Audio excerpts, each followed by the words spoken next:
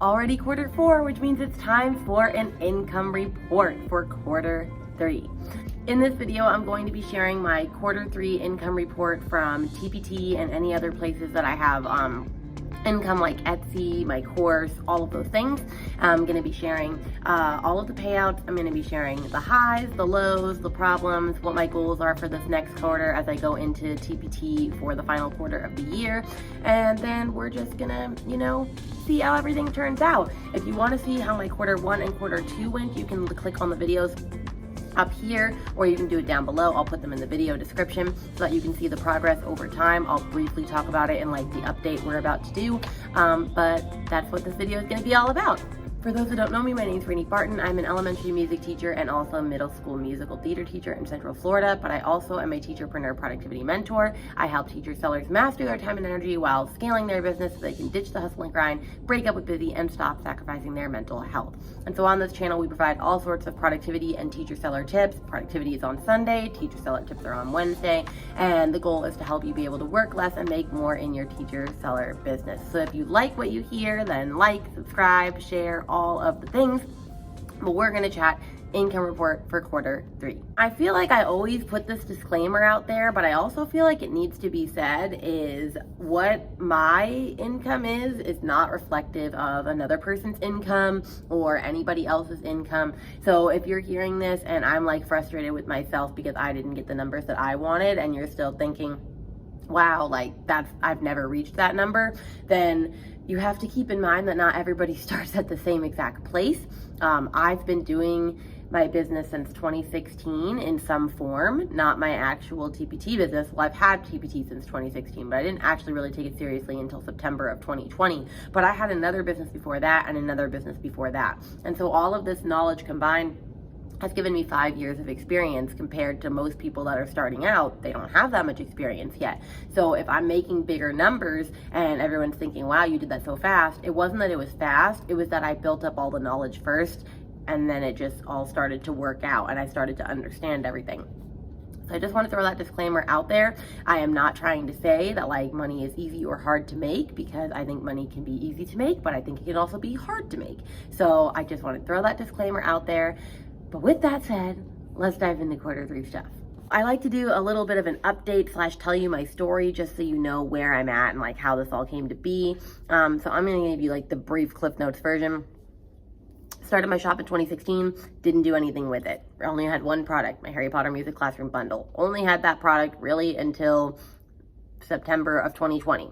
Then that's when I started to actually get my butt into business. Yes, I should have done it during the pandemic, but I was holding on to this other business that I really wanted to work out, and it just wasn't working out. And so when I finally accepted my calling to do Teacherpreneur stuff, it was much better. So I would say I've only been doing this, fully committing into my business, for about a year. In September 2020, I had 38 products. I have 152 now. Yes, it's been a whirlwind of a year. I have seen high highs and low lows, and that's not how most people's first year of business is going to go. And like I said in the disclaimer, the only reason it's my first year of business in TPT is because I just didn't put the time into it, but it's like my 5th year in business in general, so I'm a little bit ahead of the game. But that is just so you know where I'm at. I don't have a lot of Instagram followers. I don't like blog consistently. I do YouTube consistently, and my YouTube makes me a good bit of money now. I have an email list. I've done all of these things over time, so don't feel like you have to have these things right away, but that is where I am at. So now let's dive into the payouts. Okie dokie. Let's start with July. Now, most TPT sellers know, or if you don't know, then this is a thing, that June and July are kind of like a blowout. You're not really going to sell a lot. And so if you're doing it right and you're starting to make consistent money on TPT, then you want to start saving aside a little bit of your income in all of the other months to take care of you for the June and July months. Because for example, my business takes me about $200 to run, and if I'm not making at least $200 in June and July, then that money has to come out of my actual like school income, and I don't want that to come out of my school income. I want my business to pay for my business expenses. And so I knew that June and July was going to be like that, and so I saved, and luckily I did, because in July I only made $187.92. And so, I mean, I've had bigger months than that before, but honestly, for July, I'm not going to really be too upset about that, because I kind of said I wasn't going to make any money. So making some money is better than most. And the reason that I made any of that money is because most of that was, I believe, my Harry Potter products. If I look, yeah. So I sold my magical music themed classroom decor bundle a lot. I also sold my TPT Trello business bundle a couple times. And then I made this back to school Steal the Bacon rhythm games bundle, my jazz music bundle. I'm not really sure why that sold because that's like an April thing. And then I just sold a bunch of like back to school stuff like Google Keep headers, Trello launch boards, content calendars, and then a couple of like lesson planning templates. Like that's all really what I sold. But I made $187.92. Like I said, I'm not going to be too upset about that because July I didn't really expect to get anything. And that's just the way it is. Oh, interesting. I just looked at my traffic. The reason I sold the Trello boards is because, so this is another thing. If you want to try and do collaborations with people, because for example, I was asked by this membership that I'm in if I could do a video on how to use Trello in your business, and I could pitch my products at the end, and 2 people actually bought them. Interesting. I did not know that. So that is why those things sold.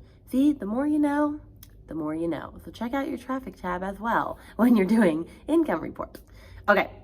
We're going to move on. Let's go to August where we're starting to ramp it up and get back to numbers that I'm actually kind of digging. So in August, I made $502.69. And so the reason that happened, I know why, is my Harry Potter music classroom sells like crazy, which now it is called Magical Music Themed Classroom because I realized that you can't really have it phrased as Harry Potter. In fact, yeah, that was just a whole thing. So now it's called Magical Music Themed Classroom, but that always sells in the summer. That's one of my best selling products. And so I made at least $200 or $300 off of that. That was the bulk of like why I made that money. And then I had this elementary music lesson plan template that just started selling like hotcakes. It was only for $3 and it just helps you organize your lesson plans. But that was selling a lot. And then I made, which I'm really glad I made this product. I just made it for me and then I posted it on TPT on a whim. It was first day of music slides. So you could like introduce yourself as a teacher to your students, and that sold really well. I sold at least $100 of that, and that's only a $3 product. So that was really good. And then I also made a new classroom decor bundle, a farmhouse music classroom set. However, I didn't release it until August. And in an ideal world, I would have released that in June, but I had been working on that project for 2 years at this point, and I was like, I just need to get it up. So that one I know will sell more for next year. And then yeah, it was just I had a music teacher planner that sold a couple times. I had my Steal the Bacon rhythm game bundle that sold a couple times. I had like different parts of the farmhouse thing sell, like tempo and time signature posters. Yeah, and then it was just a bunch of like other random stuff throughout my store. But the like main stuff that made it up was like the classroom bundles, back to school stuff, and all of that good stuff. But yeah, so $502.69, not too shabby compared to the year before where I only made $158.94. So that's actually pretty nice. And then if I pan over to this traffic tab, is it going to show me anything exciting? Ooh, Pinterest actually made me money. That is great. How? I don't know, because traffic only tells you a certain things. Like it tells you like your click-throughs, your earnings, and your conversions, unless you're using UTM codes, which we will talk about at the update section at the end of this. September is where it gets pretty juicy. So if you watched my quarterly goal / monthly goal check-in video that I just released, which if you didn't, I'll link it down below because it was really good and it'll help you set up your goals for October and whatnot. I shared in there that one of my goals for September was to make $1,000 in my shop again. Why did I pick September? Because I knew I was going to make a Hispanic Heritage music bundle, and I was hoping that would sell really well because honestly, up until that point, there wasn't really a lot of Hispanic Heritage stuff at all. Like I have a friend that makes some stuff, but other than that, like that was it. And so I was like, oh, well, there's a gap in this. I bet I could fill this gap. I bet I could make the money. And I was definitely right because I had my second highest month ever and I made $1,952.43. And yes, I really wanted to make $2,000. I was so close. That last day, I would have had to make like $130 and like it just didn't happen. But that's still almost $2,000, y'all. $2,000. Anyway. So that's what happened. I was entirely right. So my Hispanic Heritage Month Music Lessons Bundle had 5 activities. It had 2 for Vamos a la Mar. It had 1 for Zapatito Blanco. It had, what else did it have in it? It had 2 other products. Oh, Los Pollitos, which is a fun little children's song. And I had one more, and I'm just blanking off the top of my head. But I had 5 things. I also had some Hispanic Heritage Musicians posters that my husband made for me, which I will show a video slide of that because they are really awesome. And I'm really glad he made them for me because those made me $100. But the Hispanic Heritage Music Lesson Bundle made me $1,296. It made up most of my sales. I was selling that every single day for like $10 each time the cha-ching would go. And I'd be like, yes, yes, yes. So as we're going to talk about in problems and succeeding things, finding the gap is probably the best thing that you can do. And then also, like, the rest of my sales was just that other stuff. Like, I would sell all those products separately. Like, Zapatito Blanco made me like $60. I had a back-to-school first week of music bundle that I created with, like, all of my lesson plan stuff and the back-to-school slides that started to sell a lot. Los Pollitos sold a lot. Vamos a la Mar. La Tortuga, that's the other one that it was. All of these things were starting to sell by themselves. And then I also had some Black History Month stuff sell because you can celebrate Black History Month all year long. And so those things just sell all year long. And so I had like a bundle of that sell. And then I have been trying to create more evergreen products. And so I made a quarter rest bundle that included like Naughty Kitty Cat and Grizzly Bear and some other stuff. And that sold. And then I had some Halloween stuff sell as well, right, towards the end, because I made some Halloween stuff at the end of September, like a Write the Room bundle, and that sold. And I have this Halloween music activities book bundle, and that sold once or twice. So people were starting to get ready for Halloween early. That's why you should have your stuff up early. But yeah, I would say almost 2,000 is not too shabby. I'm really excited for that. I have some things that I'm going to be doing with that in my business, which we'll talk about in a minute, but pretty excited for that. Okay, friends, let's talk about the 3 things that I think really helped me with the success for quarter 3. The first one I'm going to say is long form content. Long form content. Actually, I'm going to combine this with long form content and UTM codes. So long form content is really important. What I mean by long form content is blogging, podcasting, or YouTube, because those are longer forms of content. They help your audience get to know you better. They help you be able to give a crap ton of information and value, and everybody thinks, wow, you're giving all this value away for free, but then the catch is you sell your products at the end. So for example, I just had a blog post and a YouTube video released yesterday on 5 Halloween book lessons that you can do in your music room. And at the end of the blog post and at the end of the YouTube video, I have links to each of those products individually or the pack where you can buy them all. And of course, there are going to be people that are like going to watch the video and go, oh, well, she basically explained how to do them. I'm just going to do them without like buying the lesson pack, which yeah, some people will. But if you're like me, you're going to be like, you already made it with slides and all the things, and I don't have time as a busy teacher to make that for myself, so I'm just going to buy your thing because it's like $10 and that's easier than my time, and people will buy it. So long form content is really important, but also using UTM codes is really important. And UTM codes you can do on Teachers Pay Teachers. Maybe I'll do a video just for that. But basically it has you take the link of the product that you want to track. You put the link in, you put where it's going to go. So for example, if it's going to go on your blog, and then you name it. So maybe I would name mine Halloween Books Blog Post and then 5 Little Pumpkins, if that was the activity or the product that I'm trying to track. And I could put that link, I would put that link in my blog post. Maybe I have a different one for Halloween Books YouTube video, 5 Little Pumpkins, and I want to see if the YouTube video converted. So then after that, when you look at your traffic, like throughout TPT for the month and whatnot, it's going to show you where your traffic came from. And as I was looking at September, which was my highest month, I saw that on YouTube specifically, which this I did not track. So sometimes if people just like click to your shop. So I have a link to my shop on there as well, but you can't use a UTM code for your shop. If people click through YouTube, it'll say how many click-throughs you got and how many earnings you got and your conversion rate. And it says on YouTube alone that 58 people clicked on my shop logo and I got $85.60 from my YouTube for that. And then apparently I was in a TPT email. That's awesome. And I made money through that. Also, people went onto my blog. I had 22 people go onto my blog and I made $12.80 from that. And then I see right here, I had a UTM code that says YouTube Hispanic Heritage Video Low Soul. And people clicked on that one and I sold that. I sold 6 of those. Yeah, I sold 6 of those. And then I have one for Naughty Kitty Cat. Somebody clicked on that and bought that. I have one for my 4 Voices posters and somebody clicked on that and bought that. So my YouTube makes me a lot of money when I share the links.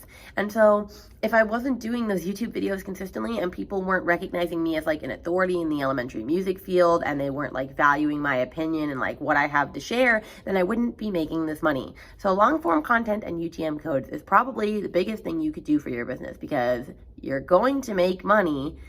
You just have to have that, not authority, but you have to have that trust factor with people. Other thing that helped is I made a lot of products. I didn't have that many products in my shop for the longest time. And like it said, the more products you have, the more money you're going to make. Like, that's just honestly what it is. So it's a combination of making more products and making sure that I had products ready for the season that we're in. Like, those Hispanic Heritage Month stuff was all ready before Hispanic Heritage Month. Like, I started selling those at the beginning of September, but Hispanic Heritage Month isn't until September 15th. And I'm still even selling that stuff now because it's not over until October 15th. And you know, all those last minute people that are like trying to fit that in at the end. So making sure that you have the products up when they need to be up, and that you also, you know, are making the products. So maybe you are committing to making, I don't know, 5 products a month, and like 2 of them are seasonal and 3 of them are evergreen. Whatever your goal is going to be, just make sure that you're actually sticking to it, because you're not going to make money if you're not making products. Like, that's just how it is. You're not going to make the money. So please make sure that you're taking time for that. And then also make sure that you're actually looking for the gap in all of these things. Like I said, there was not that much Hispanic Heritage stuff before. There were no Hispanic Heritage musician posters or bulletin board sets before I made mine. Now there's been a couple, like people have like people have bought into that section or found that gap. But gaps are like probably the way I make most of my money, quite honestly, is because I just look and see what hasn't been made yet and I make that. And then people are like, oh, I needed this. So definitely look into the gap, make sure you're making products, and make sure you're making them ahead of time and not trying to like race to get them out. Like, if you're making Halloween products right now, maybe finish this week, but then after that, don't make any more, because people are not going to buy them the closer it gets to Halloween. And then my last tip is to actually set goals for yourself, because if you don't have goals, you have no way of pushing you or motivating you to do your best. And so for me, I had a goal to hit, for example, that $1,000 month in September. And then the month before that, I actually wanted to make 500, and I made right above, so at 502.